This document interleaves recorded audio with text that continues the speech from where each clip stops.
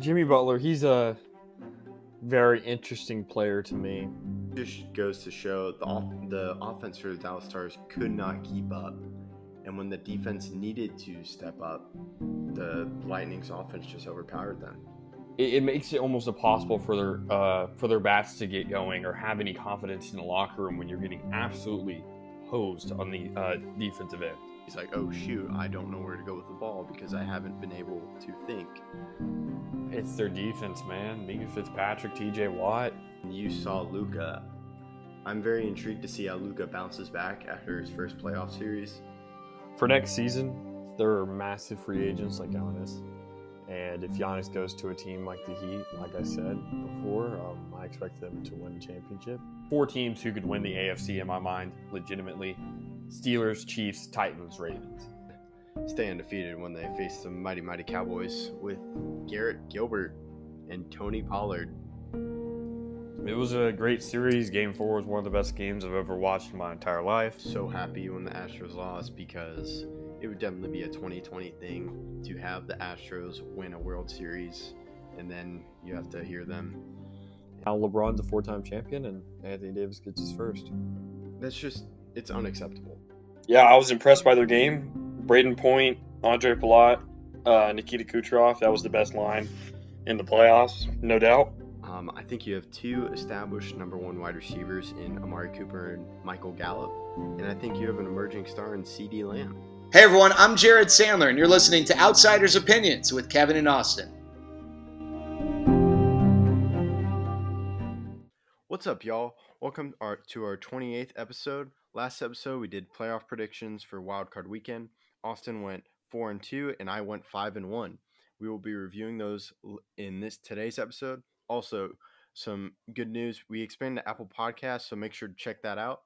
And let's get right to reviewing Wildcard Weekend, and then we will make predictions for this weekend's games. I'll let you start it off, Austin. Yeah, so the first game that we saw was on Saturday. It was between the Bills and the Colts. Both of us believed that the Bills would win.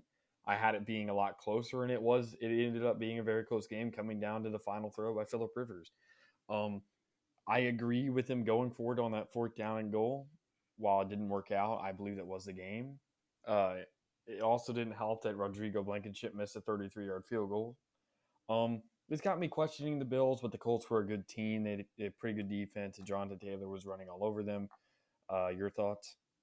Yeah, the actual score was 27-24, so that key field goal missed by Blankenship would have tied the game. Maybe it would have gone to overtime earlier. It would have affected the score.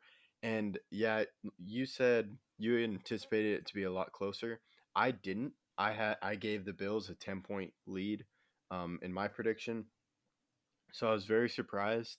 And for the Colts, that they were down to that last throw by Phillip Rivers. And I'm very interested to see if the Colts make a change. Maybe Phillip Rivers decides to retire. And the Bills, yeah, I was impressed, but not what I expected because they were soaring right into this game. They had put 56 against the Dolphins defense, but they only got 27. So I think we can move on to the next game, which was the Seahawks and Rams. And the Rams actually scored more points than I expected. Jared Goff did come in after John Warford got out with that hit by Jamal Adams. And Aaron Donald is just a physical beast. And before I turn it over to you, Austin, did you catch the Troy Aikman compliment about Aaron Donald? I did not. What did he say? He said Aaron Donald was the best pass rusher he has ever seen. So that's a high compliment to say the least. I personally disagree, but he is up there.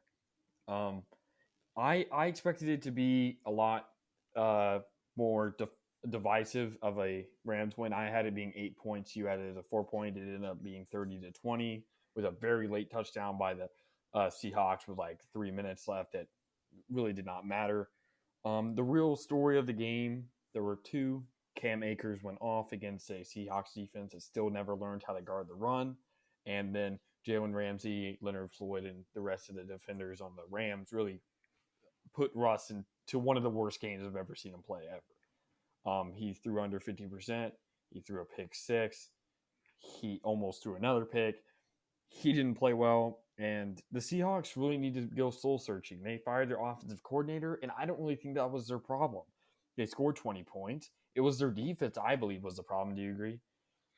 Yeah, and you mentioned that pick six. That was an incredible play by Williams. And then you mentioned Jalen Ramsey. He basically shut down DK Metcalf, and I think that kind of showed people DK Metcalf is not one of the best receivers in the league. He may be there in the future, but right now he is not one of the best. He's very good, and he has a great duo with Tyler Lockett, but he didn't make key plays. Like they were trying to give him that ball in that pick six, but the guy jumped the route. Do you have anything to say about that? Yeah, it was just a tremendous play. Russell Wilson's a great quarterback. We all know this, but I think, is another piece away on offense. Maybe another offensive line piece that can help him out. His left tackle is good, but besides that, his line is a little below average.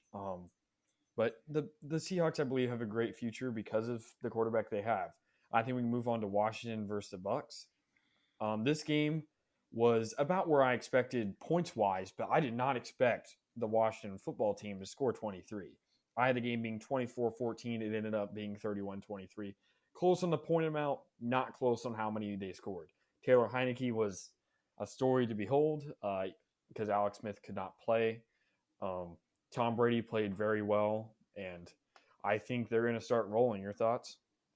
Yeah, we made our predictions because we thought Alex Smith was going to play, but then it came out right before the game he wasn't going to play, and an incredible game by Tyler Heineke, and I think he's put his name in the hat for the starting quarterback next season, because to me that is wide open.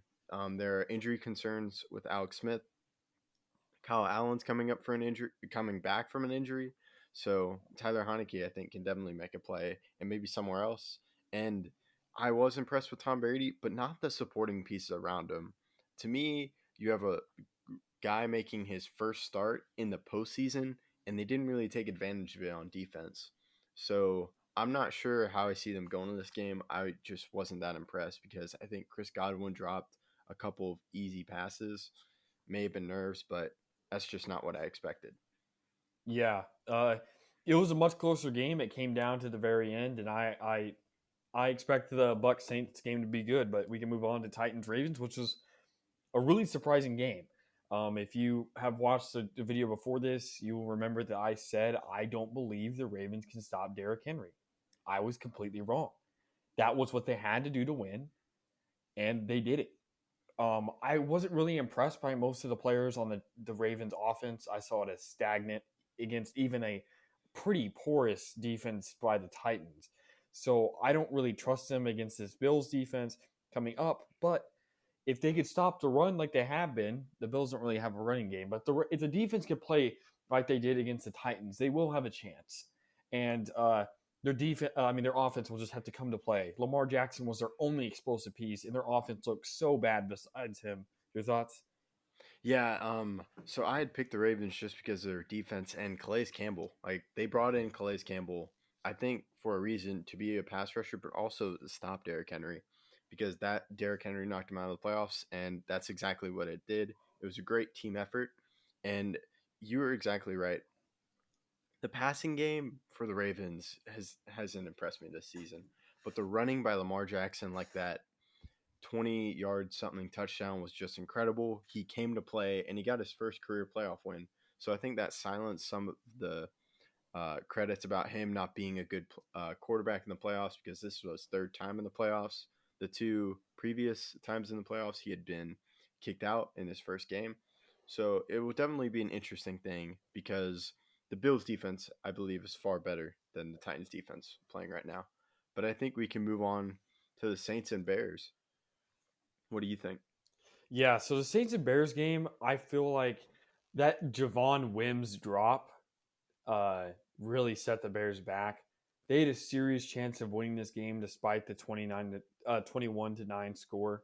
The Saints were terrible on offense this game. They just had some lucky bounces that got them in prime position to score. Um, I am worried about this Saints team because if they're not going to exploit how bad the Bears are really. While they're not a bad defensive team, their defense was on the. They had like 7 first and goals on that one drive and goal plays, and they kind of got bailed out on that. I think they should have had to kick a field goal there, and the game would have been closer. But I expected the Saints to score more. My prediction was 31-18. Like I said, the score ended up being 21-9. And I'm worried about this Saints team. I don't really know if Hendrickson's supposed to be back yet. However, they're going to need him to get to the quarterback against this Bucks team that I think is going to start turning into high gear.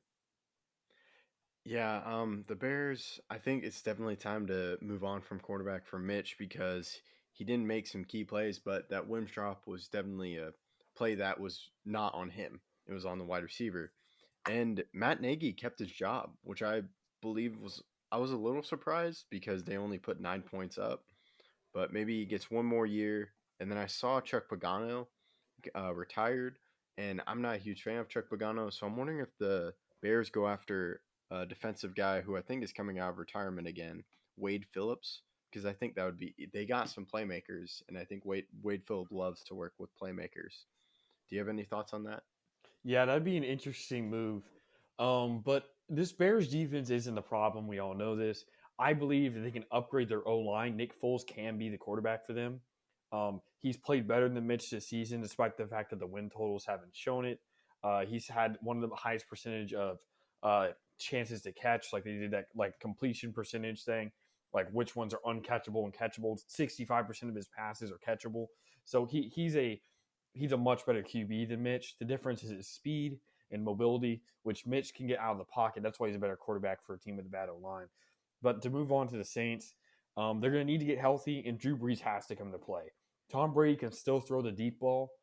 I'm not confident in Brees' ability to do that.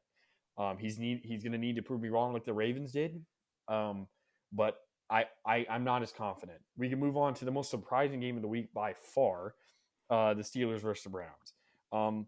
This started out 28-0. The Steelers really put themselves in the hole, despite the fact that I think Ben Roethlisberger played better than a lot of people give him credit for. He started off really badly, as did his entire team. However, he came to play, threw for over 500 yards and 4 tutties. But he did have those 4 picks. Your thoughts? Yeah, I was really surprised too. This was a game we both picked the Steelers to win, and then the Browns beat them. They got the 28-point lead, and from the start, it was shocking because Marquise Pouncey threw the ball over Big Ben's head, and these are 2 veteran players who have been in the playoffs before, and it just didn't look well. And then you have a pick from Big Ben, and the thing is about the Steelers is they don't have a true running game. That and Big Ben's getting up there in age, and he doesn't take care of himself as like Tom Brady does. So it's important to have a run game, especially. And they asked him to throw the ball like 68 times. I'm pretty sure a very high number after a guy coming off a huge surgery in the off season. So, but great job by the Browns. They took advantage, and that run game was unstoppable. You mentioned it in the video before, and you said it was key to the run game. And Kareem Hunt and Nick Chubb came to play, and then that was that's what did that run game is incredible, as that just slowed down the clock. Yeah, so I think we can move on to the first game, which is tomorrow at 4:35 p.m. Eastern between the Rams and the Packers. So I have this game being 27-13 Packers. Um, I know that may seem like a high score, like a high differential for some people, but I do not trust Jared Goff in games where it is cold out. He has played terribly in those games and actually never won a game below freezing. And I think that home field advantage, while home teams were 127, 128, and 1 the first time ever where they were below 500, I think the home field advantage for a team in the cold weather really does hold true against teams like LA who play in a dome. Your thoughts? Yeah, so I'm gonna disagree with you on this. Well, actually, I agree with your point on the cold weather, how that's gonna affect Jared Goff.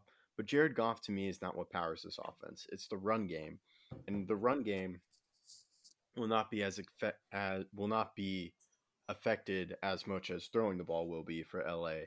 And I believe their offensive line is fully healthy. They got Andrew Whitworth back. So I think that's going to be the key to powering the Packers. While they did do great against Derrick Henry, I like the Brown and Akers for the Rams, and I'm just going to trust in the Rams defense as Aaron Donald will play. And I don't see this goes back to the Packers. They don't have a legitimate second weapon. And I think the Rams secondary can eliminate the other weapons while Devontae Adams will still cause some problems. I think maybe they can double team him and he won't they can limit him and no one else will take over. And a key thing about Aaron Jones is Aaron Donald, I think, is the key to that because he can help stop the run game and he can bring up pressure, freeing up Leonard Floyd to take advantage of the left tackle. Um, David Bakhtiari is injured, so they have the backup left tackle, and Leonard Floyd's playing great. So I think that's going to be the key with Aaron Donald just giving pressure to Aaron Rodgers and affecting him. So I have the score super low scoring. The Packers scoring 13 and the Rams winning by a field goal with 16 points. What do you think? Yeah, that's an interesting take. It isn't a backup left tackle. We moved our left guard who should, I think, made the Pro Bowl, Elton Jenkins. We moved him to left tackle. And I think we have a different left guard in. But the Packers, they are down. That is, I believe David Bakhtiari is the best left tackle in the league. But I believe their O line, which was, I think, second best in the league behind the Browns for this entire season, will be able to at least slow down Aaron Donald and all the forces they have in front. It'll be a good game, but I don't think. Here's the thing about Aaron Rodgers: he makes players who aren't weapons very good. We saw that with Jeff Janis when he caught those two bombs against the Cardinals. He has MVS, Marquez Valdez Scantling, who's been playing well and has big yard games all the time. Robert Tonyan has 10 touchdowns on the year. I don't think I agree. They don't have a second full out weapon in the passing game other than like Aaron Jones. And if you want to just go like receivers, I agree. However, I believe that he can make his own because of how good Aaron Rodgers is. But we can move on to the Bills versus Ravens. Well, I'm just gonna stop you. Yeah, Aaron Rodgers is great. I just think the deciding factor is Donald because that pressure combined with the good secondary, I think is gonna affect him. But I just wanted to make that point before we transition. But yeah, I'll Yeah, let that's you. fine. That's a good point to make. So we have the second game tomorrow, which takes place at 8:15 Eastern. This game is between the Bills and the Ravens. I think this is going to be a more grinded out game because I believe that the Ravens are going to take a lot of time off the clock. So I think Josh Allen is going to be sitting down for the majority of this game. But I do see them coming through and winning 23-20. The Ravens defense will put up a fight. But because of how stagnant the offense is, as long as they put a spy on Lamar Jackson, I don't think he'll be too explosive and too unguardable. So as long as they put a fast safety, Jordan Poyer or somebody on Lamar the entire game, I feel like they should have a very good chance at holding them to 20 points and winning this game 23-20. Your thoughts? What are your thoughts? Yeah, so I have the Bills winning too. I have the score being 24-17. The run game for the Ravens is very good, but the thing is when they get behind, they can't run the ball, so they have to rely on their passing game. And this secondary for the Bills has an easier matchup. They have a great corner in Tre'Davious White, and then they also have Josh Norman. And I think the Ravens don't have a good wide receiving core compared to the Bills, who have a great wide receiving core. They got Stephon Diggs, they got John Brown, and they also have Cole Beasley. So the Ravens secondary faces a tougher matchup, and I think the Bills win it because of that passing. And even with the Ravens taking a lot of the time, I think that lowers the scoring. But I still have the Bills winning just because of how good the wide receiving core is. Yeah. Um, it's going to be tough for the Ravens. This is not their type of game to win. But it's going to be down to Josh Allen. Can you make those big plays against a quality defense with the Ravens? Do you have any other thoughts before I move on to the first game on Sunday? Nope, definitely a good game to watch. Saturday's a great day. Yep. So let's move on to the third game of the weekend. First game of Sunday at 3:05 p.m. Eastern. This is between the Chiefs and the Browns.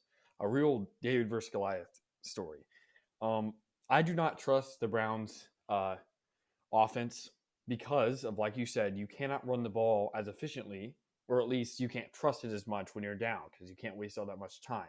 I believe the Chiefs, if they're going to receive the ball, it does not matter whether they win the toss or not. They are going to ask to receive and get out early. So this Browns team has to rely on Baker, and I do not trust this Baker versus Mahomes battle. I think Patrick will win it easily, not only because he has wide receivers like Tyreek Hill and tight ends like Travis Kelsey, but also he's a veteran now, at least for the playoffs. He's been there, he's done that, and I believe that it's Baker does not have that experience to help lead him or the coach to do it. Kevin Stefanski is relatively new to the coaching scene as a head coach, and Andy Reid's been there, done that, just like Patrick Mahomes. Your thoughts? Yeah, the Browns' run game, I think, can slow down the Chiefs' offense, but Chiefs' offense is an unstoppable thing. So you can try to slow him down, but I still have to make him 31 points, and the Browns are scoring 21. And you mentioned how the Browns are a huge running game and how that takes up a lot of clock. The Chiefs can score. And going back to last year's playoffs when they made that incredible run, they can eliminate an incredible deficit. Like all their postseason wins were deficits. The biggest one was 3 touchdown lead, if I'm correct, about the Texans, and then it was a 10-point lead for the Titans, and then 10-point lead in the Super Bowl. And the Browns don't have a good defense. They are getting Denzel Ward back, but the Chiefs' offense is just incredibly powered. They might get Clyde Edwards back, and I definitely agree. Mahomes over Baker, and yeah, I have it 31-21. It's the Chiefs. Yeah. My prediction is a lot more violent than yours, you could say. I have 30-14 Chiefs winning. I don't think this will be close for more than a half. I love the Browns story. I feel like they need OBJ back. They need another receiver, and they need to learn. And that's really what this is. Mahomes had to go through his first run and run into Tom Brady and lose, and that's why I think helped him the second time. He needs that experience, and I think Baker winning a game is good. He's going to get to learn from winning a game and losing a game, and Mahomes is a great opponent to face, especially for up and coming QB like Baker. But while the Browns definitely have a chance if they can get the ball and stop them a couple times, like you said, I don't know how much they're going to triple team Myles Garrett if they have to, and then Denzel Ward can't man up Tyreek. No one can. So I hope it's a good game. I do not have faith in the Browns for the second straight week, and if they win this week, I may take them to win the entire thing. Uh, but I think we can move on to the last game, and I believe the best game of the weekend uh, between New Orleans and Tampa Bay. This game is at 6:40 Eastern on Sunday night, and it's two foes who we've never seen meet in the playoffs before, besides their age, Drew Brees and Tom Brady. Your thoughts? Yeah, it's also the third time they're meeting, and I know the first game was on Sunday Night Football, and New Orleans has just blown out Tampa Bay both times they have met. So it's definitely a good matchup because I think you mentioned it. New Orleans didn't play well, and I didn't think Tampa Bay played well in their postseason debuts this season. And but I just have a thing about New Orleans. I know it's risky as it's the third time. It's very hard to beat a team the third time. Last time I think the other team won was 2007 Cowboys versus the Giants. The Giants beat the Cowboys after the Cowboys had beat them 2 times in the regular season. But I'm staying with New Orleans. It's just I didn't like how Tampa Bay started the half against an opponent that was the only really good thing was their defensive line going into the game, and but Tyler Heineke did play well. So I'm just gonna stick with New Orleans as, but it's gonna be a much closer game. So I have 24-20. What do you think? Yeah, I disagree with the winner. This is the second time this episode where we have differing winners. I'm trying to make a comeback in our little score here, but um, I don't trust Drew Brees throwing the ball deep as much as I trust Tom Brady. I believe there's more playmakers on the offense of Tampa Bay. While there is Alvin Kamara and there is Michael Thomas, if he can play well, as he's had some questionable performances to say the least this season. The Tampa Bay has Antonio Brown, Mike Evans, Chris Godwin, Rob Gronkowski, Ronald Jones, Leonard Fournette. It's gonna be a good game. I have it 27-21 Tampa Bay. I think the game will be 21-20, and then Tom will drive down the field and have a game-winning touchdown with under a minute left. But like you said, it's very hard to beat a team 3 times. Now, imagine beating Tom Brady 3 times with the coach of Bruce Arians and the defensive coordinator Todd Bowles. I do not see it happening. This may be the last game for Drew Brees, and I think it's going to be a great game. Both teams have a serious chance of winning it, but I trust Tampa Bay and Tom Brady, as I will never bet against Tom Brady. So, I mean, it's just how it works. Yeah, and you made an excellent point about Tampa Bay's weapons. It's just they haven't really clicked. Like they'll click for like a half, and then they go for a game. So I just don't see them clicking. So that's why I give the edge to New Orleans, as I think Alvin Kamara is going to come to play. And you made a great point about Drew Brees. If he can throw the deep ball, I hope he can do it because he has Emmanuel Sanders, who's a great deep ball threat. But it will definitely be a good game to watch. So I think that concludes our episode. Unless you want to say anything else. Austin. No, I'm all good. This is going to be another great weekend of football. Yep.